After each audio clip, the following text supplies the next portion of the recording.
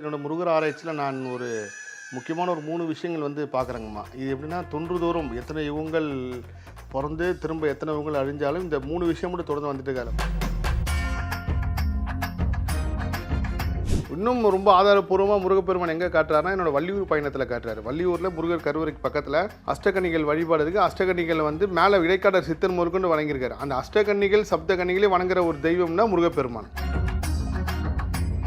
பங்குனி உத்திரம்னாலே உங்கள் வாழ்க்கையில் உயர்வை கொடுக்குற நாள். மற்ற நாளில் கூட நீங்கள் வந்து சாமி கும்பிட்டீங்க, கும்பிடல, ஏதாவது ஒரு விரதம் இருந்தீங்க அப்படின்னா கூட பங்குனி உத்திரம் அன்னைக்காவது மனிதனான் பிறந்த எல்லாருக்கும், அந்த ஆணோ பெண்ணோ எல்லாருக்குமே 27 வயசில் ஒரு கல்யாண யோகமோ கல்யாணம் சம்மந்தப்பட்ட ஒரு விஷயமோ வருங்கம்மா. அது காதலாவோ இல்லை அரேஞ்ச் மேரேஜோ லவ் மேரேஜோ அந்த 27 வயசை விட்டுட்டாங்க அப்படின்னா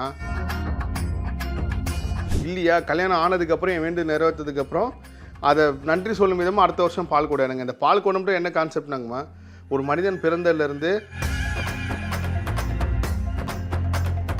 நான் ஒரே ஒரு விஷயம் சொல்கிறேம்மா, நீங்கள் எப்போ இறைவனுக்கு மனசார ஒரு பொருள் சாத்தணும்னு முடிவு பண்ணிட்டீங்களோ அது வாங்குறது. இந்த பால் கூட விரதத்தை தாண்டி ஒரு உன்னதமான ஒரு விரதம் இருக்குது, அது எல்லாருமே கடைபிடிக்கலாம். பால் குடமாவது நம்ம விரதம் இருந்து மாலை போட்டோ இல்லை வந்து ஏதோ ஒரு வகையில் உடல் சுத்தமும் மன சுத்தமும் இருந்து போகணும். ஆனால் நான் சொல்லக்கூடிய விரதம் வந்து ரங்கநாதர்